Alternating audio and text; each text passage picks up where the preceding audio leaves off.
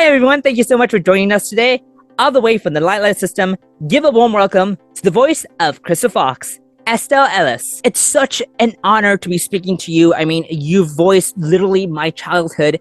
It is the reason why my name is what it is today. Without that being said, and before we get into present day events, let's talk about the beginning. Let's go back where it all began and tell us how you got involved in Star Fox Adventures, or how it was initially known as Dinosaur Planet. So I think probably a fair few fans know sort of my backstory when it came to sort of Rare.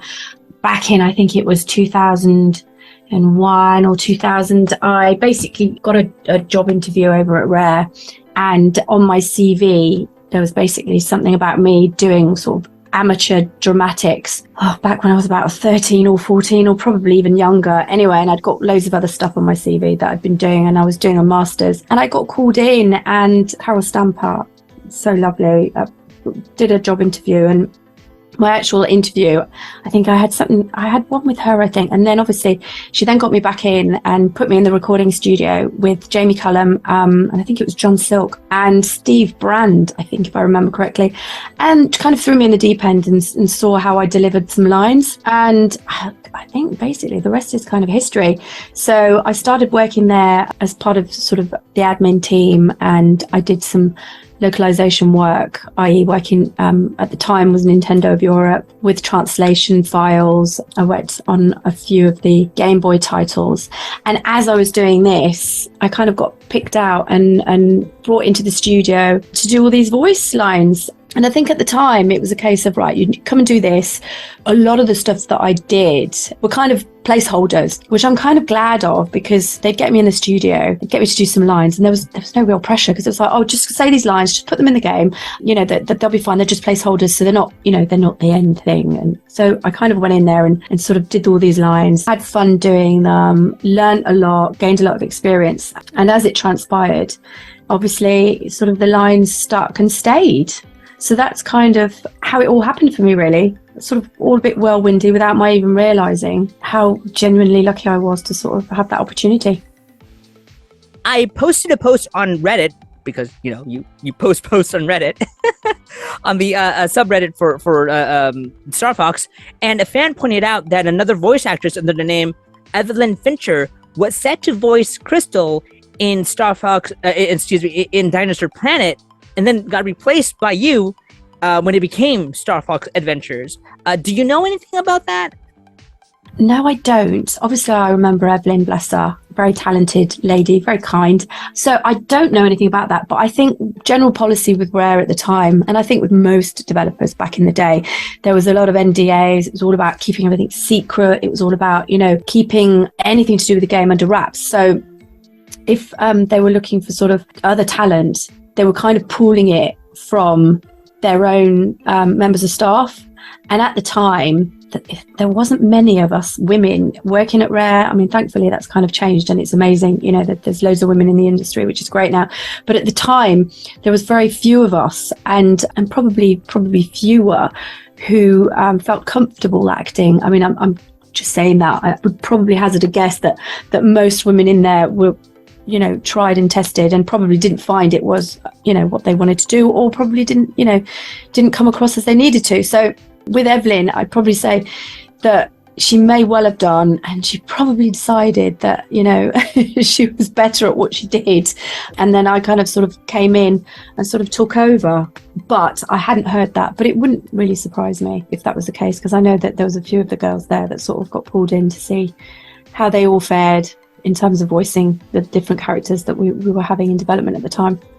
Krystal was, or still is, one of the main protagonists in Dinosaur Planet, but played a much lesser role in the Star Fox Adventure game. What are your opinions on this? Oh, do you know what? I think there's loads of rumours, and to be fair, it is 20 years ago. So, and I think even back then, I kind of wasn't as aware of the gaming industry and development and how things worked, as I am now. And I think at the time, stuff just would happen behind the scenes, and it's no different to any other project. When you're slightly further down the food chain and you don't have any real input in anything, you just get told what to do. You generally don't know what's in a backstory or what goes on. So I don't know where the cut came from, who decided, or I don't know. I mean, some people say it came from all the way up top, others say possibly not. So fortunately, I don't really know a lot about that. I was just, told to say all these lines, and then sort of years later found out by people sending me all these different lines saying, these weren't in the games. Have you heard this? And, it's, oh, yeah, I remember saying that. I definitely don't remember seeing that in the game, though. So, yeah, I was always, not the last person to know, because I never really did know, Out of curiosity, when you were recording your lines, did you know you were doing it for a Star Fox game, or was it still under the Dinosaur Planet title? Do you know what? I wouldn't even be able to answer that. I genuinely, all I got was, come on, Estelle, come in. I'd get a phone call. Estelle, can you come in and do a few lines? And walk into the recording studio. Hey, there you go, piece of paper. And thrash it out for an hour or 20 minutes to 3 hours, depending on what it was. And I genuinely, it was all very sort of cloak and daggers. I never quite knew what was going on. But as a 22-year-old, I thoroughly enjoyed it. I was just doing what I loved. It was great fun, surrounded by amazing people. Like, I wasn't going to question it. It was like, yeah, I'll do whatever. Yeah, welcome in. And, so I was very fortunate, and I knew that as well. So I wasn't going to start, at the time, it's, I didn't really question it. I just got on with it. The game opens with Krystal speaking Dino language, or how it's unofficially known in the Star Fox community as Saurian.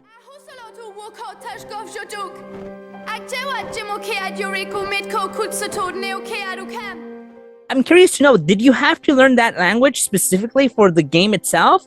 Or was that something that was improvised on the spot? And who developed it for the game? Right, so absolutely no practice was involved at all. And again, it was like a baptism of fire.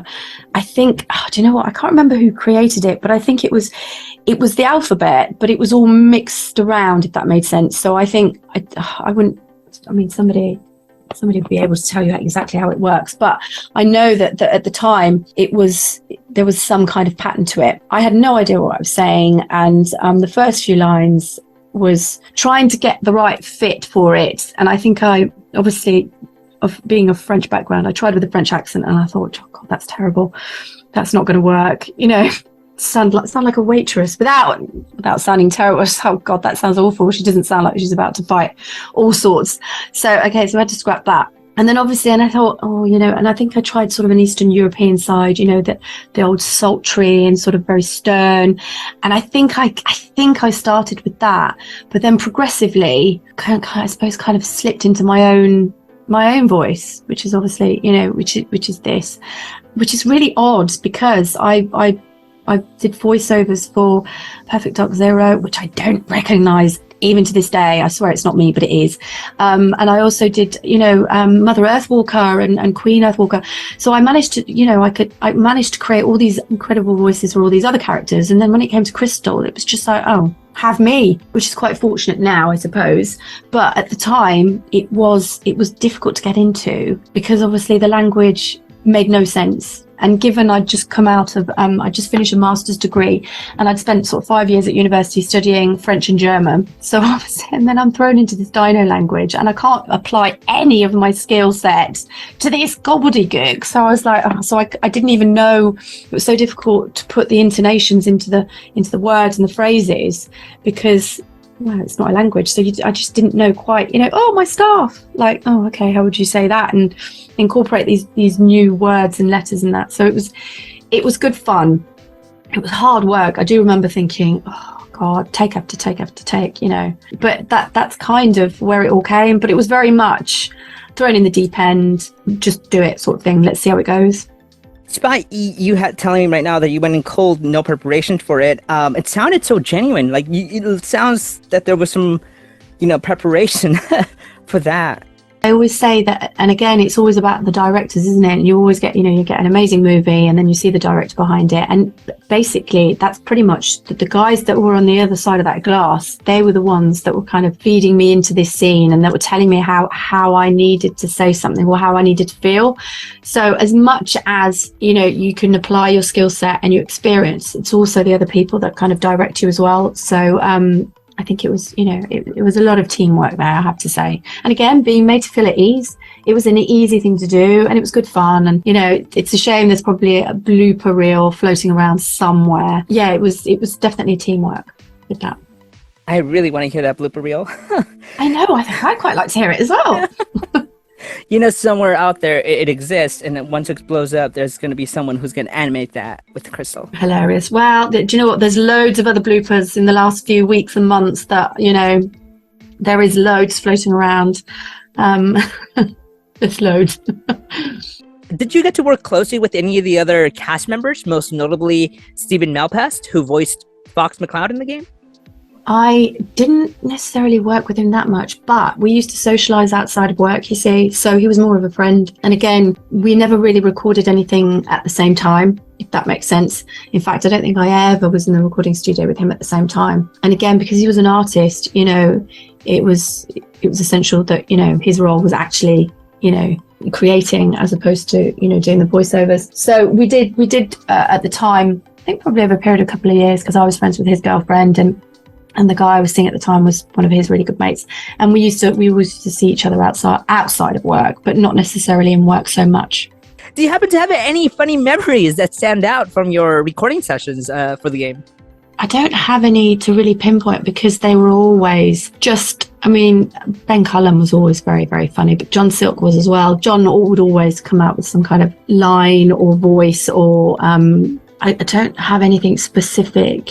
But the overall period of time that I was there is just nothing but, really warm and fuzzy feeling, very heartwarming, great memories. Yeah, a pretty amazing era. Very funny again. But as I said, going back to what you said regarding developing your voices for the Earthwalker Queen and whatnot, out of curiosity, when it came to Krystal, what was the development process for Krystal's voice?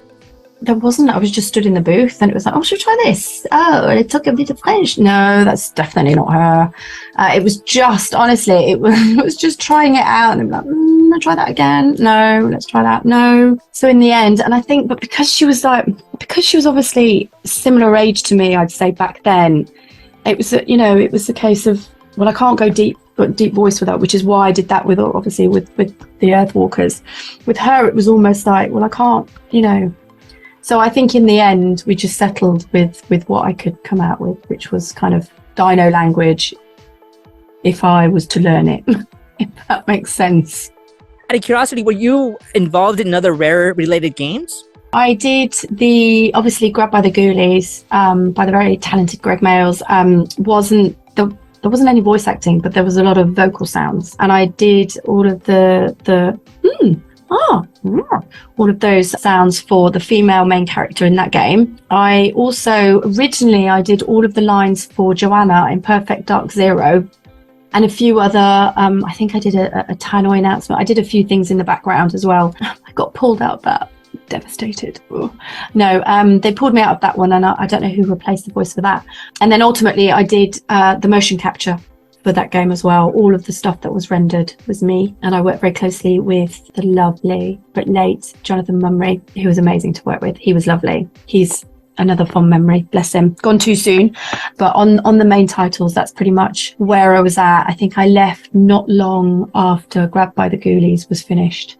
With you, it's been two voice actors from Krystal that I've interviewed, and they parallel so much with what you're saying. The previous voice actress, Eliza Glidewell, who voiced Krystal in Star Fox Assault, she also did motion capture for a very popular video game called Portal. That's random, isn't it? The fact that we both kind of, that's weird, isn't it? We aligned. Yeah. We're very much aligned. Where is she now? Where is she? Is she in LA? Should I go to LA? She is. No. I'm coming! She's actually She's actually in LA. She is actually a film director now, and she's, I think, a film director and producer, filming Oh, wow. commercials and Amazing. producing her own work as well. Oh, not quite me. No, I'm selling gaming accessories is what I'm doing now. Not directing. I don't think I'd be able to direct traffic. Never mind a movie, but anyway. Let alone a game. Yeah, absolutely not. Crikey.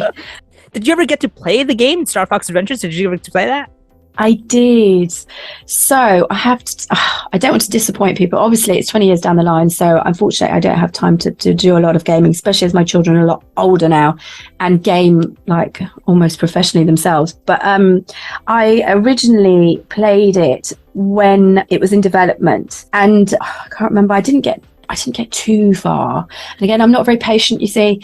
So I played it to a certain point, and then I was friends with one of the testers. In fact, all the testers were lovely, but I was particularly close to an Andy Kimberley at the time, and I used to go and see him. And I was like, oh, "Can you just record yourself just playing it for me, please?" So I just don't. So they'd go around and test it all and go everywhere, as you'd imagine, everywhere to find all these bugs. But I would just get him to just record what he was doing, so I could actually see the game and experience it to the end. So I kind of cheated when it came to sort of playing the entire game. I didn't, but I did, if that makes sense. You were watching walkthroughs before walkthroughs were a thing. Yes.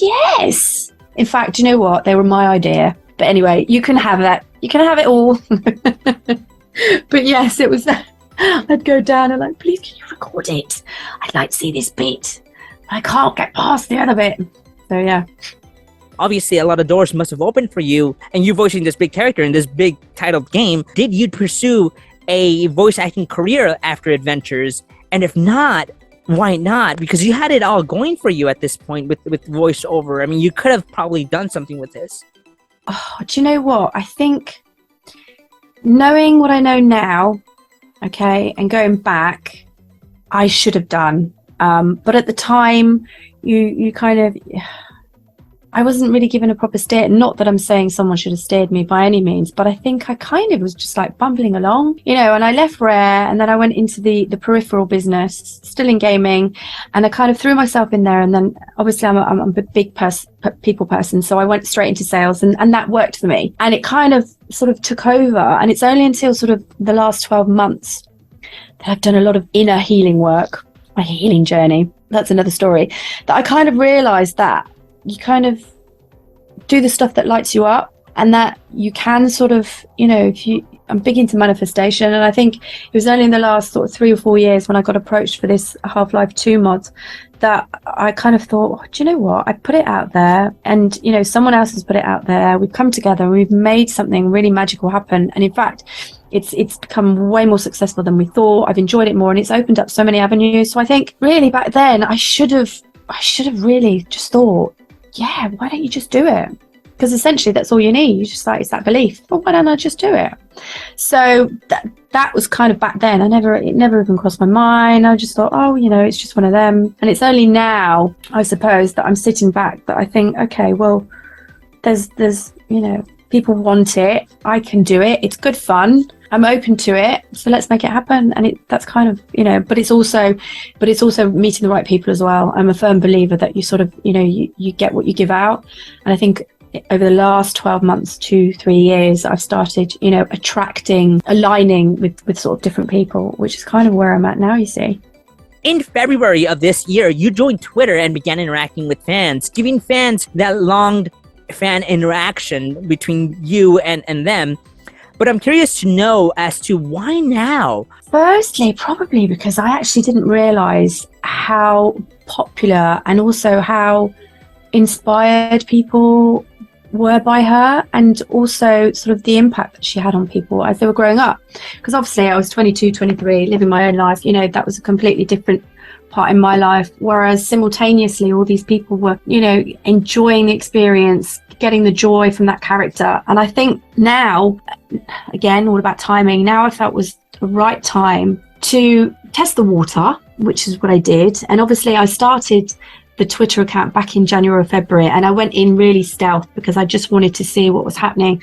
And then obviously I believe that things happen for a reason, you know, and I'm also a firm believer in sort of, you know, always giving out sort of like being kind, being grateful, you know, all of the stuff that sometimes that we forget about. And as sort of the people realize about Half-Life 2 and what we were doing, because again, you know, Gagnatar, who sort of developed it, he did it all off his own back, you know, a big fan of Krystal, you know, sent me a microphone and sent me a bit of money and said, look, you know, I know it's not a lot, but just get on with it. And I felt committed to do that. And admittedly, I gave 12 months, we gave 12 months of our life, our time invested in this. And as people started to realize what was going on, it was really wholesome, the response that people got, and they were just so grateful and really kind, you know. And it's almost like, well, how do you repay that?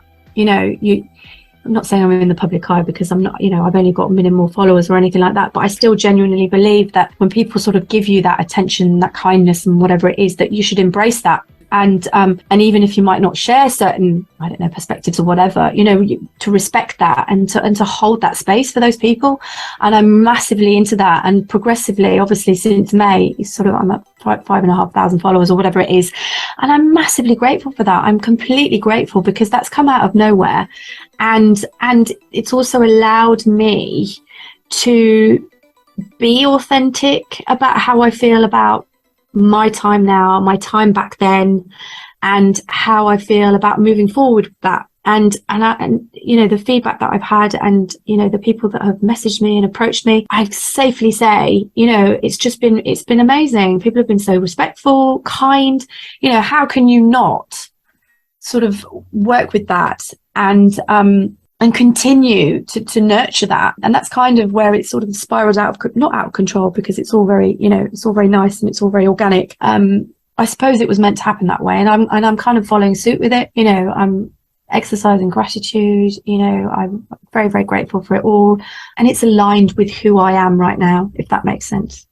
So with that being said, what was your reaction with all the fan art that people kept sending you over Twitter, all that fan art? I love it. I absolutely love it. And also, I keep saying this, I'm in utter awe of how talented people are out there. And I suppose until I've sort of come out the woodwork, people are obviously having their own sort of communities and their own sort of groups where they share their own art. But personally, it's just like the internet. I mean, the internet is a tool, you know, it can be a toxic place to be, but it can also be an exceptional place where you can share and allow people to share their ideas and their thoughts, because again, everyone's completely different. Individuals are different. Their perceptions of Krystal is no different to their perception of me or you. But sharing that creative side of people and sharing how they see her. And again, as people, we're all multifaceted. So it's interesting to see, you know, how people see her. I mean, I posted something today, and it really sort of instilled a real, because I'm all about feminine energy as well as masculine, obviously, but you know, the female divine energy, all of that, and this one piece of art really spoke to me in terms of, you know, she's powerful, but as is art. So thoroughly enjoy seeing, you know, everyone's art and their perceptions and their skills, and you know, there's so much talent out there. It's a shame not to be able to share that or experience it. As many fans know, Krystal the Fox actually made a return in Star Fox Assault in 2006. Did Nintendo ever reach out to you to reprise your role as Krystal in Star Fox Assault? No, I had nothing. To be honest, I think, obviously, admittedly, it would have been quite awkward, I suppose, again, not knowing. And I was essentially, you know, really at the bottom of the food chain. And I think it would have been a lot easier for them to source other people than to kind of come looking for me. But I think maybe the impact that my voice had on Krystal at the time sort of fed through maybe later. I don't know, a lot later. I don't know. But no, they definitely didn't approach me. Adding to what you said right now, I think the popularity, or at least the attraction to your voice, or at least you voicing Krystal, has always been there. It's just always been there since researching Krystal. I found forums of fans of Krystal from 2004, and it's always been there. That warms my heart. But you know, there's part of me that's like, oh God, it's taken that long. I'm sorry, everyone. Oh, I know. But obviously, you know, living my own life, having children, you know, marrying all the wrong people, you know what you do. I kind of, you know, it obviously slipped under the radar, which I'm sorry for. But obviously, we're here now, and I'm kind of hoping that this, you know, this is the beginning of more loveliness. Excuse the personal question. Did you eventually find your Fox McCloud? Yes. I went through it again, a lot of healing, a lot of inner work, the nasty shadow work. And yes, so it's all good now. But yes, thank you. So we covered the origins and the beginnings of you and Krystal and stuff like that. So now let's speak a bit about the future. And I'm going to go ahead and assume that Nintendo has no idea what to do with the character Krystal the Fox, because she has not appeared in any single game since Command, and as we all know, Command is not canon, leaving us fans wondering, when is Krystal officially coming back? My question to you is, would you ever like to voice Krystal again in an official capacity? I think it's give the people what they want. Do you know what? I'd probably do a poll. You know, if they approached me, I'd say, okay, I'll do a poll. Let's see what the people want. Yes, a Twitter poll. Yeah, do a Twitter poll. We'll do it. I'd imagine so. Of course, you know, never say never and all of that. But as it stands at the moment, you know, we're all doing our thing. You know, we're all sort of, you know, so for now it's okay. And if they did, then great. And if not, then we'll still do our whatever it is to keep her alive. If they do come back and they don't approach you or Lazy Glide, well, my question is, who is going to be the next Krystal? Oh, wow. Yeah. That's fighting talk, that is, isn't it? We'll do another Twitter poll. Okay, Nintendo, I've got an idea. You are going to put a Twitter poll up and you're going to let the masses decide. Can you imagine? I'm not sure they'd go for it, but I don't know. Massive argument on the Twitter thread there. You'd see, no, yes, bring Estelle back. We want Alasia. I know. Can you imagine? I think a Glidewell, Miss Glidewell, she has thus far. If anything, she would probably be the current voice of Krystal, just because her voice has been recycled in the current Super Smash Brothers games. Right. Yes. Right. Of course. So I don't know if she gets any residuals for that. I would assume not, just because of the way things work. Or I have no idea. Honestly, with that sort of thing, we can but hope for her. But I'd imagine it's quite doubtful. I don't know. Who knows? You know, with video game live action adaptations, maybe you'll see a Star Fox live action, and you can voice Krystal then. Obviously, Fox McCloud will be voiced by Chris Pratt. So moving away from the video games and voiceover, what do you currently do? What do you currently specialize in? What is Krystal the Fox up to these days? What do I currently specialize in? Okay, so I have, well, interestingly enough, so I work for a company in the UK called Venom Gaming. And we basically sell peripherals for PS5, Nintendo, and Xbox. So I've been working with Venom for nearly 8 years, or 7 years, 8 years. And that's what I do. I work with major retailers in the UK, Europe, Middle East, and I'm also trying North America and South America as well. I'm also a qualified belief coding trainer and facilitator. Belief coding is a pioneering brand new sort of healing modality which works with the subconscious mind and is based on our, as individuals, core system of beliefs. So I work with people who suffer from small traumas with a little t, big traumas, phobias, any fears, any limiting beliefs that basically stop people from being, you know, the best versions of themselves or showing up properly. And that's what I've been doing for the last 9 months. So oddly, I work with the subconscious mind, intuitively healing people. So that's kind of my sideline. That's the thing that sort of really lights me up, helping people, understanding where certain people's behaviors come from. I also enjoy a lot of spiritual side of stuff, but that's sort of another conversation. But so that's where I'm at currently at the moment, as well as obviously the voiceovers and doing, you know, sort of mods and other like things. That sounds so much like Krystal. It does a bit, doesn't it? I know. Yeah. I feel like Krystal, the character, would actually be into the spiritual healing. And in fact, she is, and it was revealed in Star Fox Assault, she's an empath. She's able to feel other people's pain, right? Yes. That's so me, I have to say. That honestly, with my crystals in my bra. Yeah, I'm a massive empath as well, I have to say. And that's really, and I think a lot of people have made reference to that oddly. But yeah, I know. It's really inconvenient though. It's like, oh, it's draining. Hashtag it's a crystal thing. It's a crystal thing. Yes, 100%. Yeah. Krystal. Yeah. There you go. And as I mentioned earlier, I had posted this post on the subreddit, on the starfox subreddit, and a lot of fans chimed in their questions for me to ask you. So without further ado, here are the questions from Reddit. Question 1. Do you support the Krystal and Fox ship? Oh, yeah, of course I do. Yes, I do. Yes. This answer to that. Yes. I think they're cute. Question 2, and I find this one rather very interesting. There's a lot of fan-made material that features romances with other characters. Still, there's an equal amount of sexualized and even explicit material out there. How do you feel about the portrayal of that with your character? Okay, do you know what? Loads of people have said that to me, and I'm really open-minded as an individual. Okay, and again, it's all creative, and there are people out there who will condone it. There are people that, that won't. And again, free of judgment. And how can I say this without sort of, it's art. And I think I said this to someone today or yesterday, when there's a lot of Jeffrey Epstein on TV and the Jeffrey Dahmers of the world, I kind of take solace in the fact that people who steer towards that sort of content and that sort of perspective, then do you know what? I'm okay with it. It doesn't affect anybody. It's there.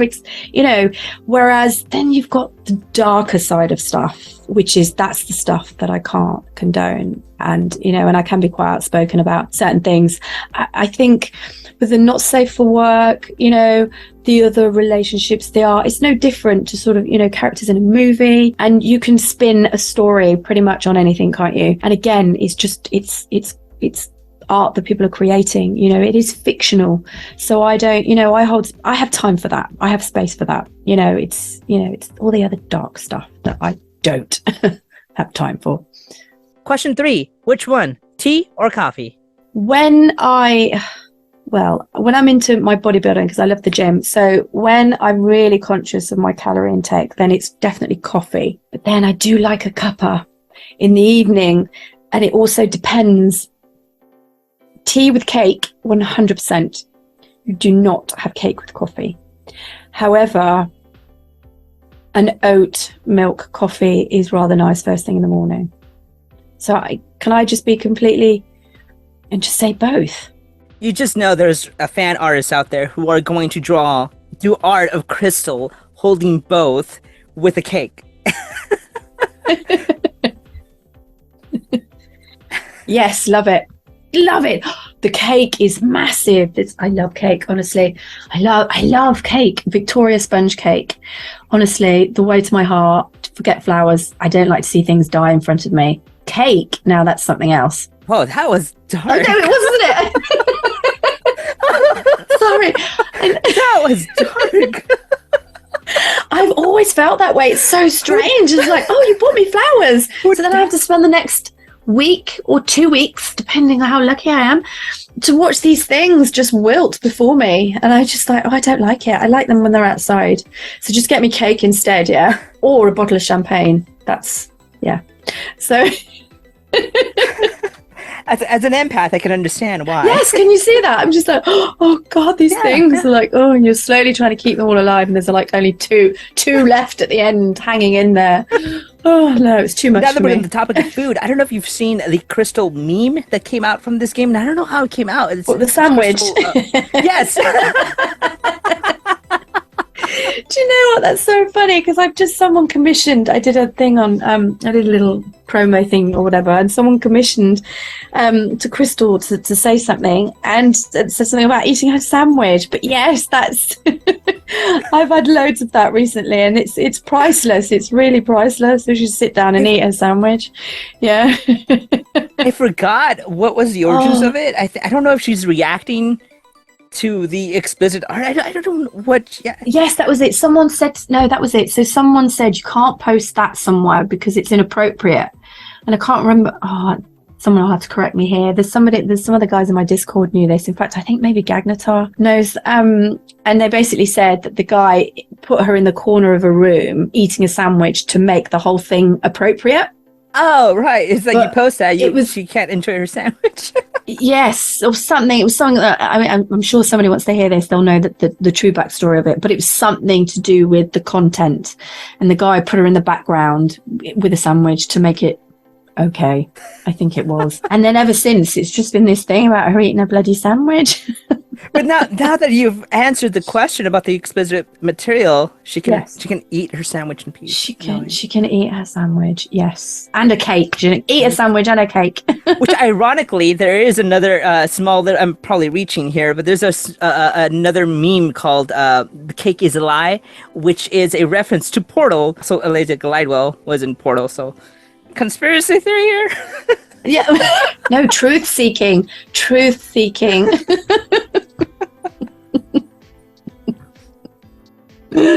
Question 4. You worked in a video game company for a while.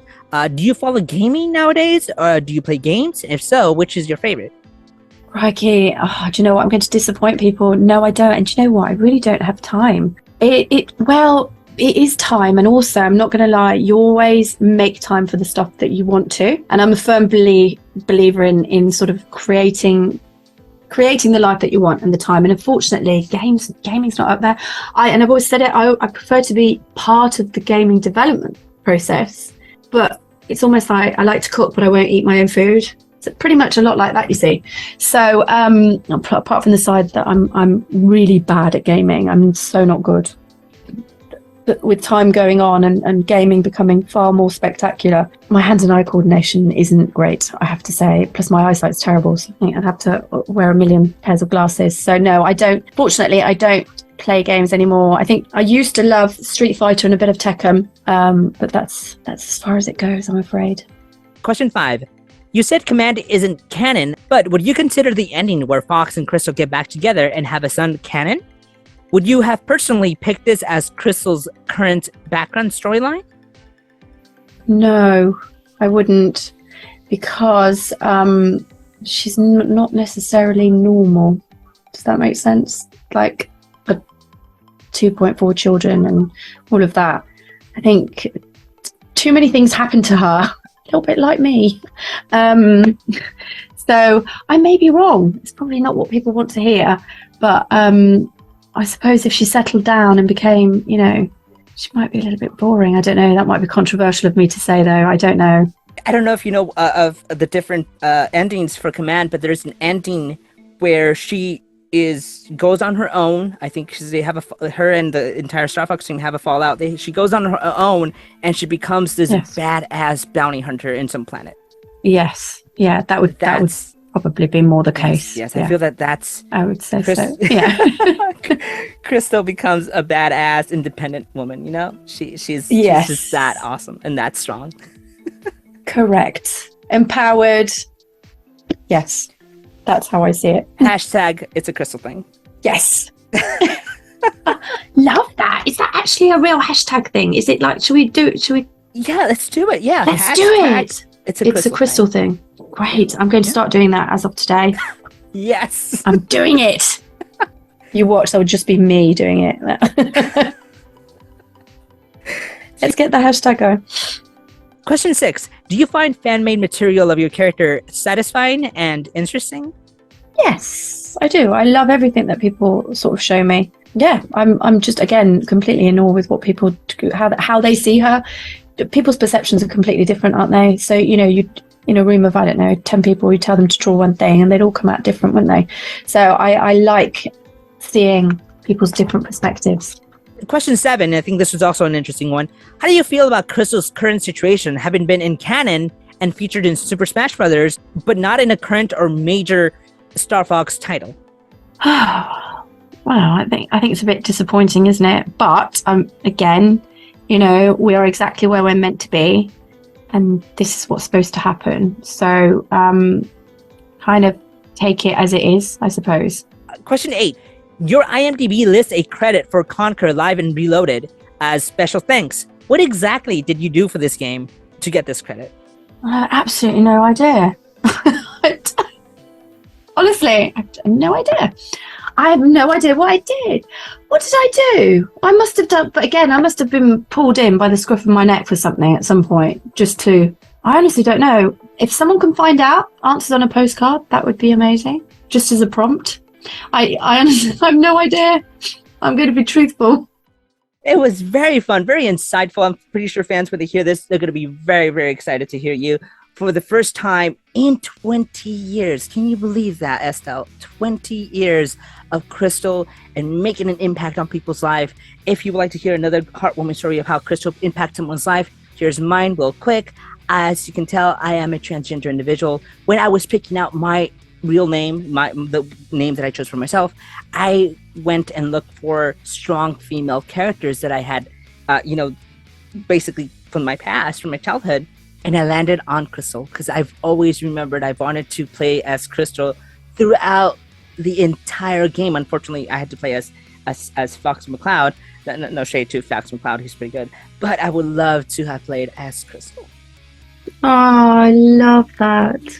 Oh, I love that. That's a great story. That being said, are there any final statements you'd like to say for our listeners, for your fans? Oh, just I love you all. Thank you so much.